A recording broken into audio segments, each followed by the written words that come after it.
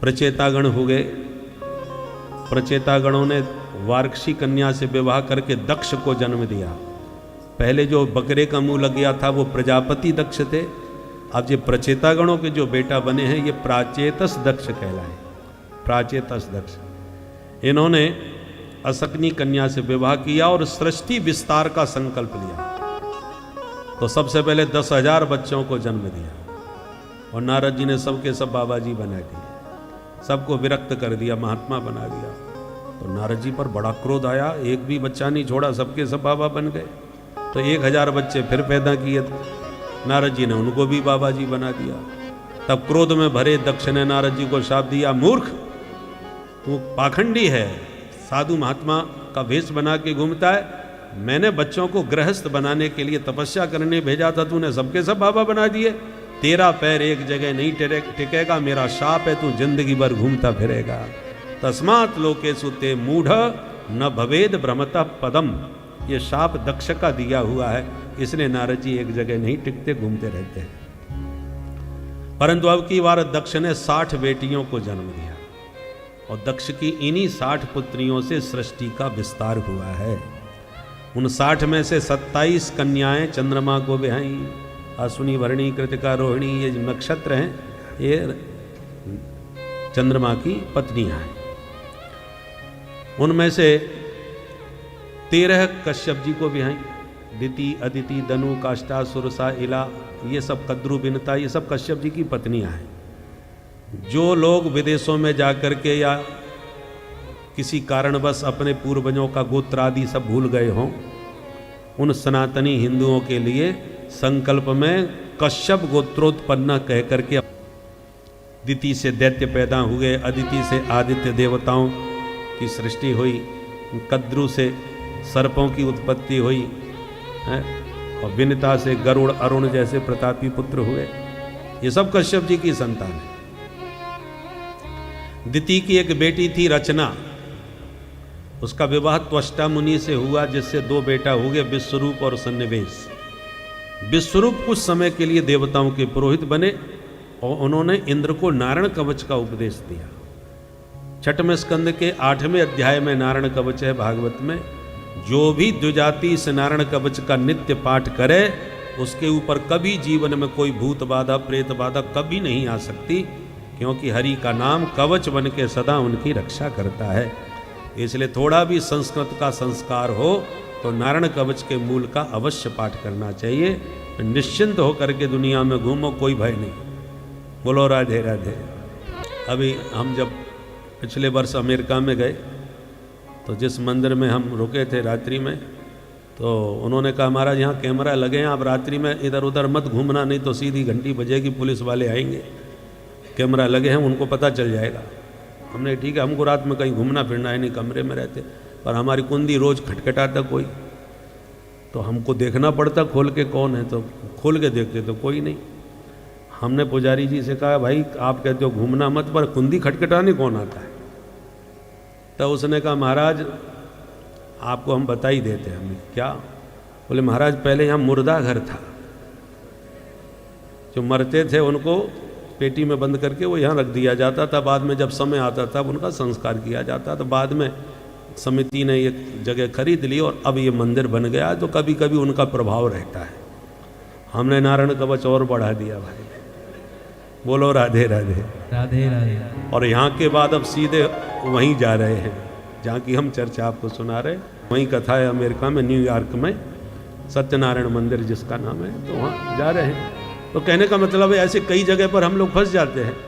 अब दुनिया भर में घूम रहे हैं, किसी को पता नहीं, और प्राय बहुत से लोग इसलिए भी ऐसी जगह पर रुकाते हैं। बोले महाराज यहाँ बड़ी गड़बड़ है। एक बार हम रायबरेली में कथा कह रहे थे, तो रात भर ऐसा धमाधम हुआ कि हम रात भर सो नहीं पाए। हमने की समस्या क्या है? पहले तो हमने समझा बच्चे खेल रहे होंगे 10-11 बजे तक, तो फिर हमने जाके देखा ये बच्चे अभी तक खेल ही रहे हैं। ऊपर जाके देखा तो सन्नाटा, नीचे आए तो फिर वही धमाधम। तो सवेरे हम पास में गंगा जी थी 5 किलोमीटर दूर पर, तो उन्होंने कहा कि चलो महाराज जी गंगा स्नान करा लाएं। तो हम चले। बहुत हो रही थी, ये कौन नाच रहा था, कूद रहा था? बोले महाराज इसीलिए तो भागवत करा रहे हैं हम। हमने क्या मतलब? फिर उन्होंने कई घटनाएं वहाँ की सुनाई, बोले ऐसा हो गया वैसा हो गया। तो लोगों ने कहा भागवत से ये भूत भाग जाएंगे, इसलिए हमने भागवत कराई। हमने कि देवता पहले तो हमें बता देते कि इसलिए हम करा रहे हैं। तो ऐसे कई जगह हम फंसे हुए हैं, परंतु भगवान की कृपा से नारायण कवच पर हमें विश्वास है कि कहीं भी कोई बाधा हमको भाई जगा दे, परेशान करे, वो दूर से डरावे, पर हमारा कोई स्पर्श नहीं करता। इस विश्वास के बल पर हम निश्चिंतता से घूमते हैं। इसलिए आपको अनुभव की बात बता रहे हैं कि नारायण कवच का नित्य पाठ कीजिए, फिर किसी से डरने की जरूरत नहीं। कोई भूत प्रेत बाधा आपको प्रभावित नहीं करेगी। तो नारायण कवच ये भागवत के 6वें स्कंद के 8वें अध्याय में है, जो विश्वरूप ने इंद्र को दिया है। एक बार यज्ञ करवाया इंद्र की शक्ति बढ़ाने के लिए। अब विश्वरूप जो है वो दैत्यों की बहन के बेटा है, तो दैत्य इनके मामा जी लगते हैं। तो इन्होंने इंद्र की जगह दैत्यों के नाम की भी आहुति देनी चालू कर दी, ताकि मामा जी की भी शक्ति बढ़े। मामाओं से बड़ा प्रेम होता है भाई। इंद्र को पता चल गया गुरुजी आप गड़बड़ कर रहे हैं, फिर भी ये माने नहीं। तो इंद्र ने क्रोध में आके गुरुजी की ही गर्दन उड़ा दी। अब गुरु बना के हत्या कर दी, तो ब्रह्म हत्या लग गई इंद्र को। तब इंद्र ने ब्रह्म हत्या को 4 लोगों में बांटा।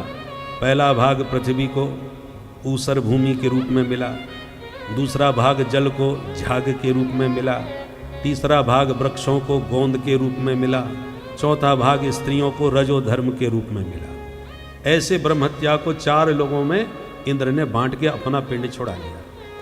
पर त्वष्टा मुनि को पता चला कि इंद्र ने मेरे पुत्र की हत्या की है, तो इंद्र शत्रुर विवर्धस्व माचरम जहि विधि विषम। इंद्र को मारने के लिए उन्होंने यज्ञ किया। यज्ञ में थोड़ी मंत्र की त्रुटि हो गई, जिससे वृत्तासुर पैदा हो गया।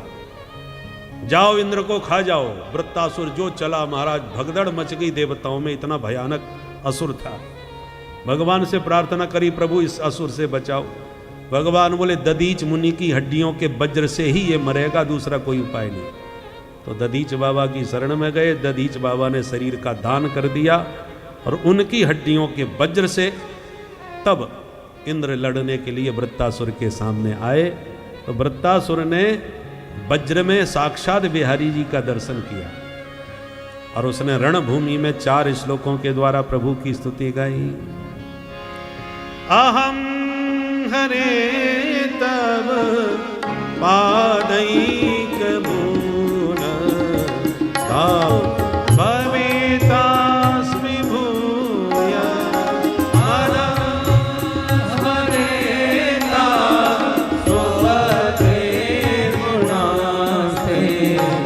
गृणीत वा कर्म करो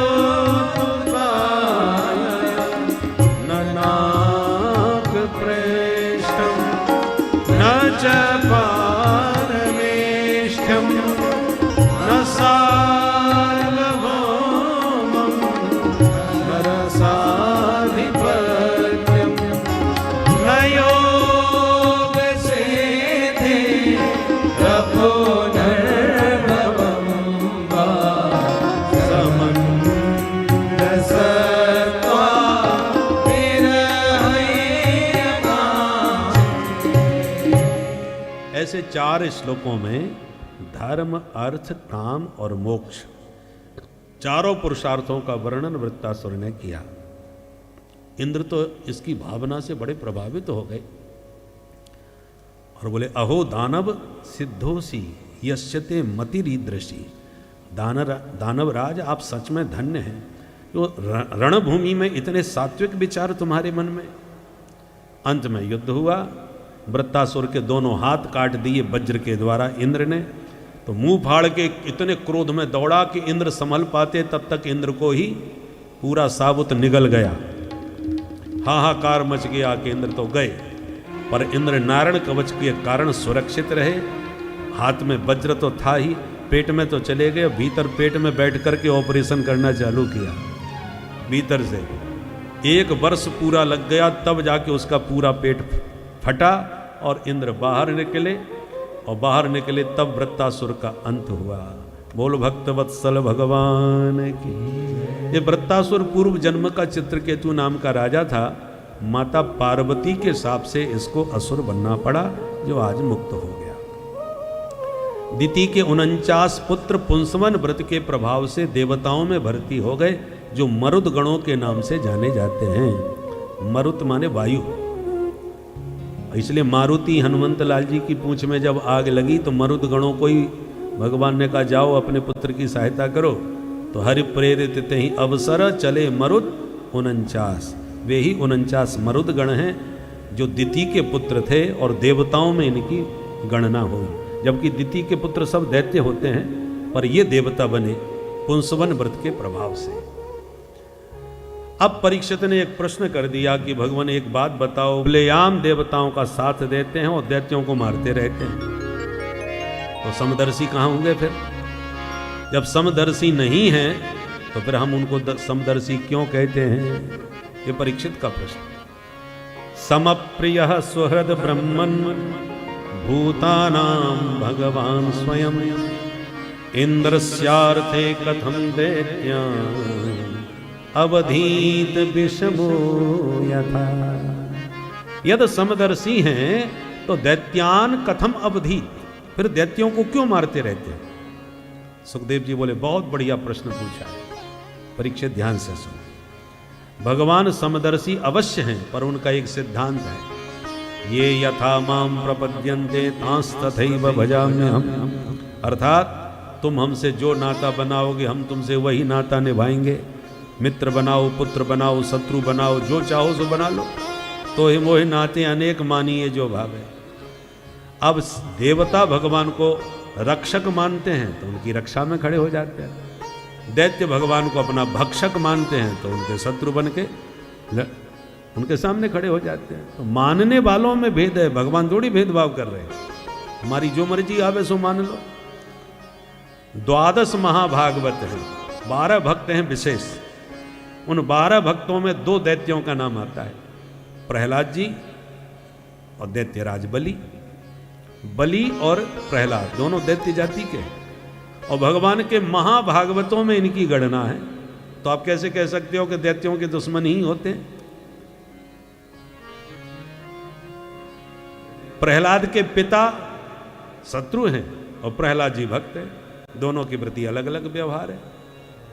दैत्य जाति मात्र के दुश्मन होते तो फिर प्रहलाद पर तो कभी कृपा न की होते। परीक्षित ने पूछा तो कैसे कृपा करी, हमें भी बताओ।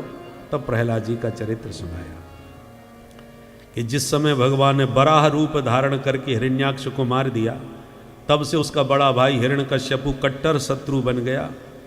उसने कठोर तपस्या करके ब्रह्मा जी से वरदान मांगे अनेक, न भीतर मरूं, न बाहर, न ऊपर, न नीचे, न दिन में, न रात में, न अस्त्र से, न शस्त्र से, न मनुष्य से, न जानवर से, आपकी बनाई सृष्टि में किसी प्राणी से न मरूं, 12 महीने से किसी महीने में न मरूं। ब्रह्मा जी बोले बस कर भैया, तेरे जैसा मांगने वाला पहली बार मिला, इतने ढेर सारे वरदान मांग लिए, चल मैंने तुझे सब सारे वरदान दिए।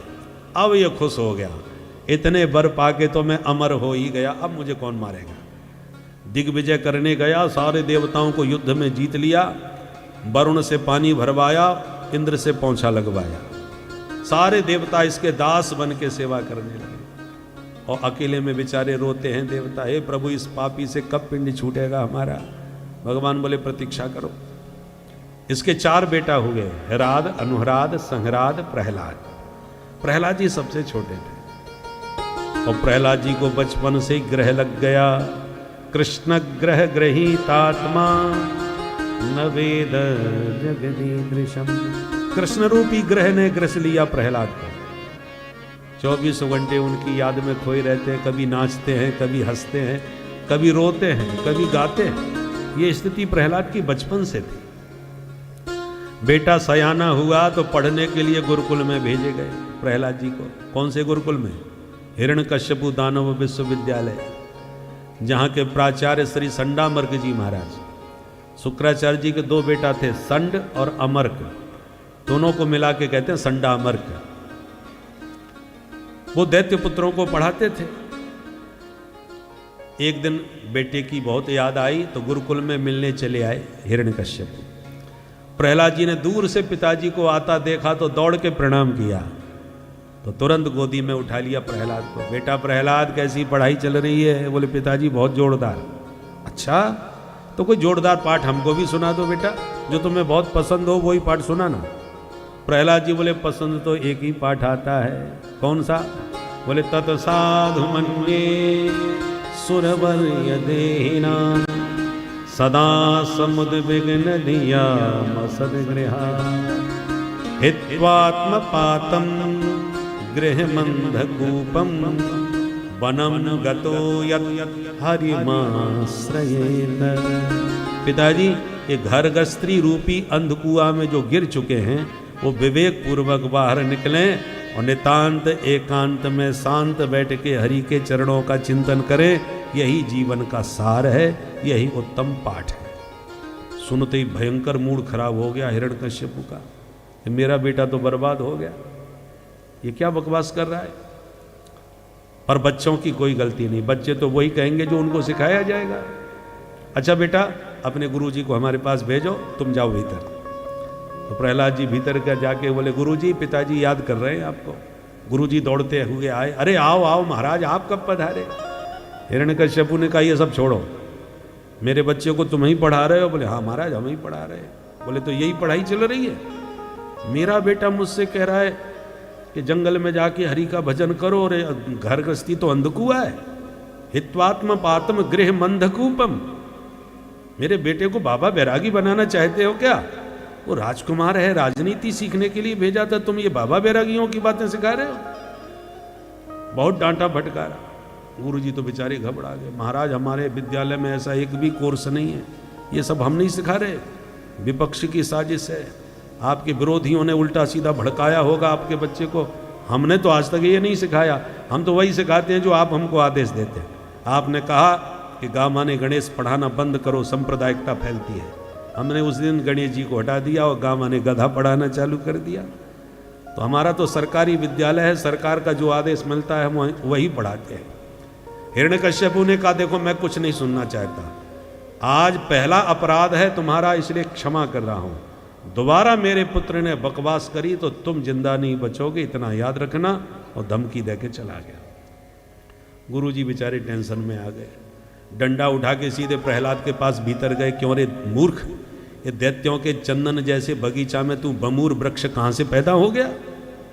डांटने लगे, दैत्य चंदन वने जातोयम कंटकद्रुमः। बहुत डांटा फटकारा प्रहलाद को। प्रहलाद जी शांत हो गए, मौन रहे। थोड़ी देर कुछ समय बाद अवकाश हुआ, विद्यालय में छुट्टियां हुई, तो गुरुजी प्रहलाद जी को घर छोड़ने आए, माँ से मिलवाए, फिर पिताजी से मिलवाए। पिता ने बड़े प्यार से गोद में उठा लिया प्रहलाद और सिर पर हाथ फेरते हुए बोले बेटा प्रहलाद अब बताओ बढ़िया वाला पाठ कौन सा याद किया? गुरुजी की धड़कन तेज हो गई, आज न जाने कौन सा पाठ सुनाएगा। और प्रहलाद जी गुरुजी को देख के मुस्कुराए। गुरुजी जब पिताजी बढ़िया पाठ पूछ रहे हैं तो मैं घटिया कैसे सुनाऊं? मैं बढ़िया ही सुनाऊंगा। पिताजी अब तो मैंने बढ़िया बढ़िया 9 पाठ याद कर लिए।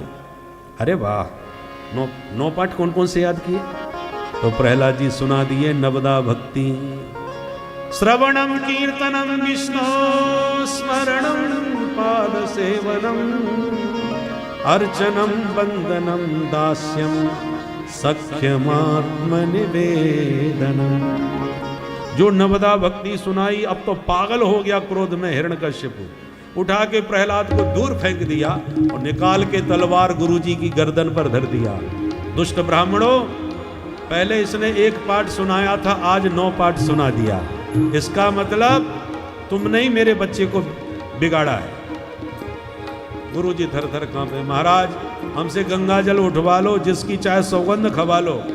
ना हमने पढ़ाया ना किसी और ने पढ़ाया, हम गारंटी से कहते हैं आपका बेटा ही पढ़ा पढ़ाया आया है।